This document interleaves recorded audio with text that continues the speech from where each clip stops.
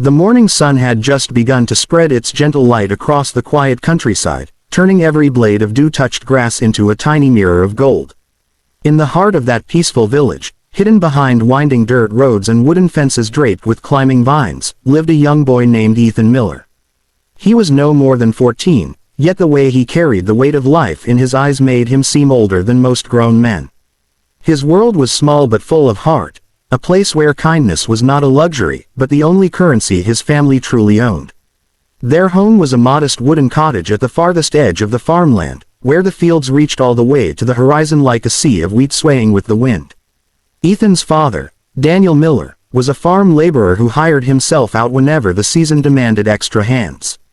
His mother, Grace Miller, stitched clothes for the nearby village families, not because she earned much from it, but because it helped them survive one more day. They were poor, but there was a quiet dignity in their struggle. Every morning, Ethan would stand barefoot at the doorstep, feeling the cool earth beneath his feet while watching his father walk toward the fields carrying old worn tools slung over his shoulder. He admired his father's strength, but even more, he admired his will, the unshakable determination to keep going, no matter how thin hope became. His mother would place a gentle hand on his shoulder, and despite their hardships, she always found a way to smile. The Millers had no car, no savings, no polished dream. All Ethan had ever known were dusty roads, the smell of hay after rain, and sunsets resting on endless farmland. Yet deep inside his heart, there was a seed, a longing to see a world beyond the borders of this small village. Sometimes he would sit alone near the old wooden fence and imagine giant cities far away, cities filled with lights and crowds and towering glass buildings that reached the sky. He dreamed of a day when he would walk those streets not as a stranger of poverty, but as someone who belonged. But dreams rarely blossom easily in soil watered by hardship. Although the fields were beautiful, poverty had a way of stripping life down to its bare bones.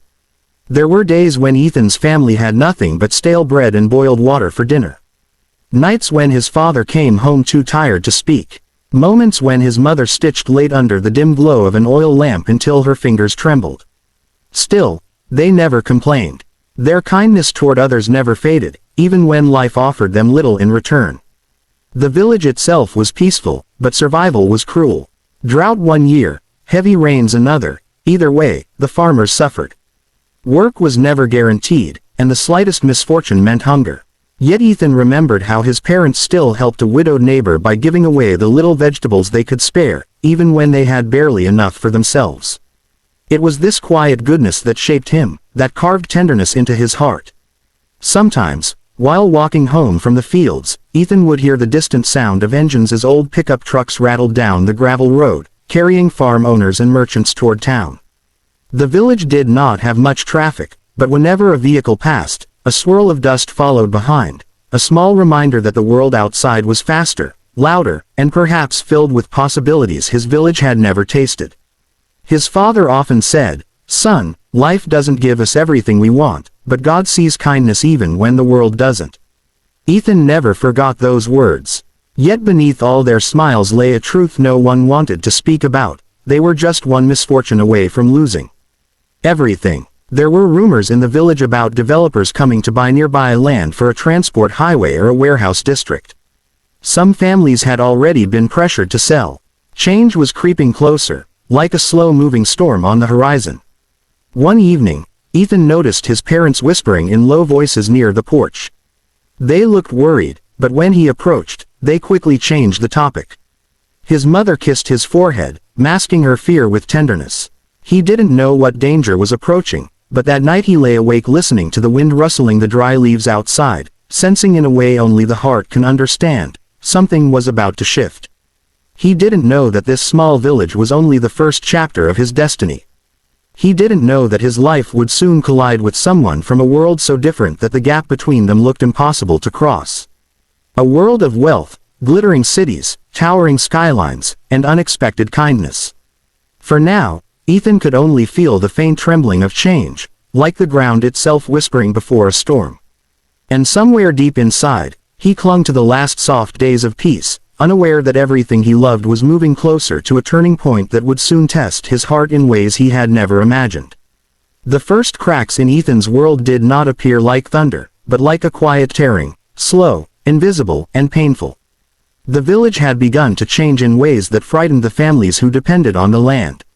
A large construction company from out of state had purchased farms nearby, planning to clear fields and build an industrial road for heavy transport trucks. What once felt like a safe corner of the world was now threatened by men in suits, contracts on clipboards, and voices that held no trace of mercy. Ethan began to notice unfamiliar vehicles driving through the dirt lanes, shiny black SUVs and trucks carrying surveyors who inspected the fields with cold, calculating eyes. They never greeted anyone. They simply measured, pointed, and left behind a feeling of dread in the air. His father tried to remain calm, but some nights he sat outside long after sundown, silent and worried. One morning, Ethan saw his parents standing with two men near their fence.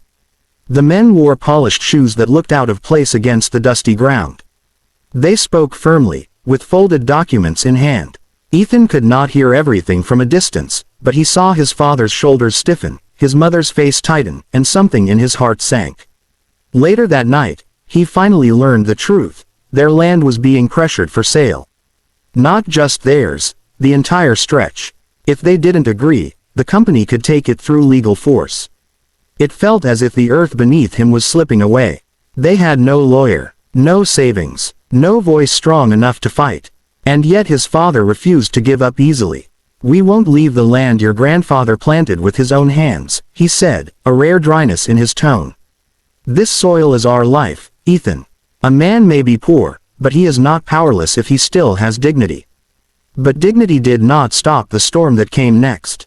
Work in the nearby farms decreased. His father's small earnings dropped even further. Bills piled up. Hunger visited their house more often than comfort.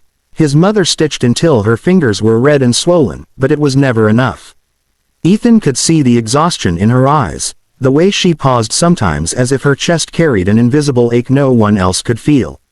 She tried to hide it, but pain has a way of slipping through even the strongest hearts. Still, they remained kind. Still, they believed kindness would return one day. Still, they hoped. Then came the night that marked the beginning of everything collapsing. It was late, the sky a deep blue curtain with stars like scattered tears. Ethan's parents had gone to a nearby town to meet a relative who might help them negotiate better terms. They left on an old rental bus because they could not afford a taxi. Ethan stayed home waiting, but as the clock went on, a restlessness grew inside him. He sat on the porch, staring at the road lit dimly by the moon.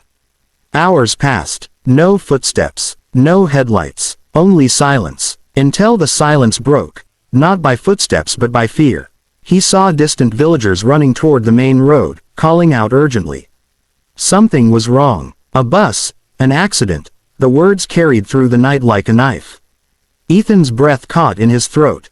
His heart began to pound so hard it felt like a drum of thunder inside his chest. Without thinking he ran, barefoot, stumbling across rocks, lungs burning, desperate for proof it wasn't true. But hope is a fragile thing. When he reached the roadside crowd, he saw a shattered bus on its side, metal torn like paper, glass scattered across the asphalt. A heavy transport truck had skidded out of control. People were crying, praying, screaming names. Ethan felt his legs weaken beneath him as he searched familiar faces among broken bodies and bent steel. He found them. His father, still, motionless beside the wreck. His mother, a lifeless bloom resting near him, her hand just barely reaching his as if even in her final moment she had been searching for comfort. A sound left Ethan's mouth. Not a scream, not a cry, but a silent breaking from the deepest part of his soul.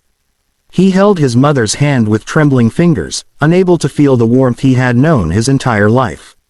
The world around him blurred. Grief fell over him like a storm without mercy. That night felt endlessly long, as if time itself refused to move forward. The village mourned with him, but sympathy could not protect him. By sunrise, the men from the company returned, not with condolences but with papers. With his parents gone, Ethan had no legal defense. The land was stripped from him. The little house that held his childhood memories was claimed like it was nothing more than a tool in a business calculation. He was given 12 hours to leave. No belongings, no roof. No home. He packed a small cloth bag with a shirt, his father's old pocket knife, and a tattered journal his mother once kept.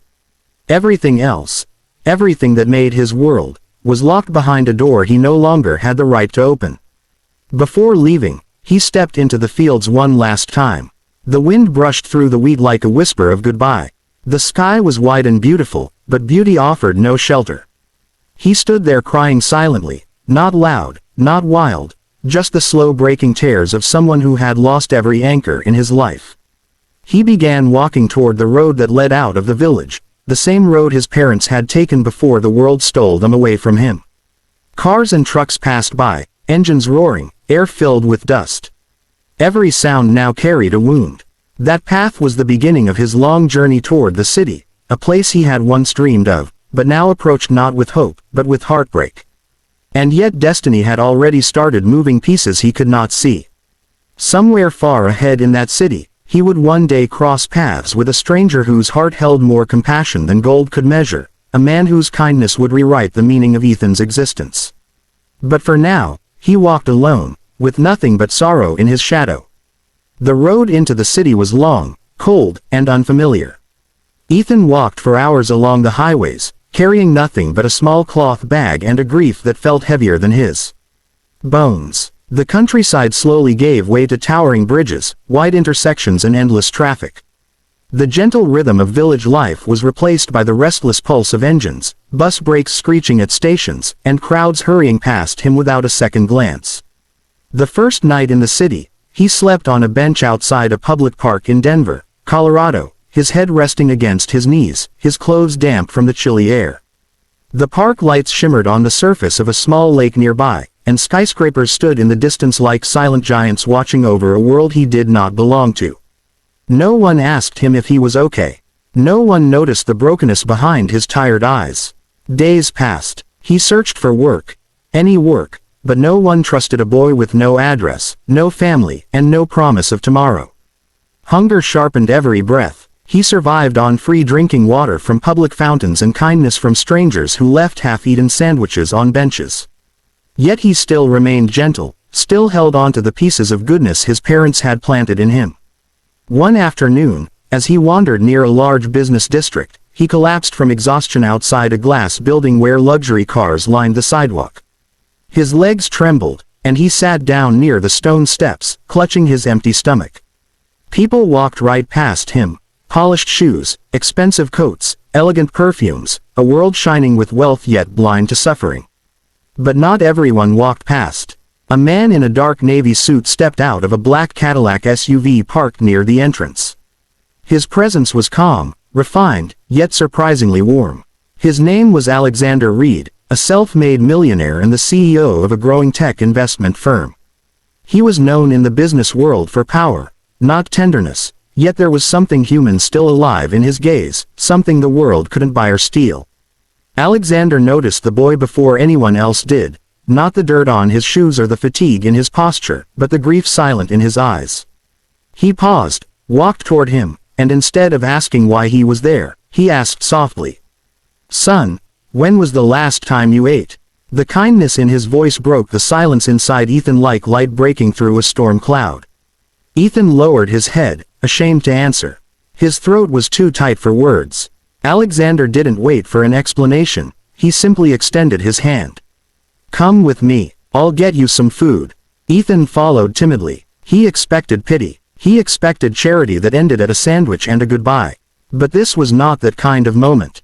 Alexander sat with him inside a small restaurant and spoke gently, not like a man doing a favor, but like a human seeing another human. He didn't interrogate him. He didn't demand a story. He only asked one question, the kind that looks straight into the heart. Who did you lose? Not what happened, not where are your parents, but who did you lose? A question built from empathy, not curiosity. That was the moment Ethan broke.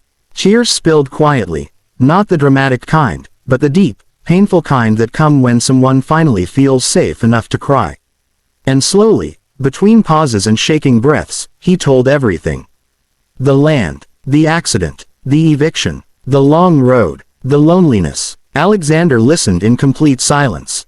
No interruptions, no disbelief, just human ache meeting human ache. When Ethan finished, the man rested a gentle hand on his shoulder and said, "You don't owe this world suffering just because you were born into struggle. Kindness given to you is not a debt, it is a gift to be carried forward." Those words were the first warmth Ethan had felt since the night he lost everything. That day was not just a meal, it was a turning point. Alexander arranged a temporary shelter for Ethan, then later enrolled him into a youth program and quietly sponsored his education under anonymous charity paperwork. He never boasted, never acted like a savior.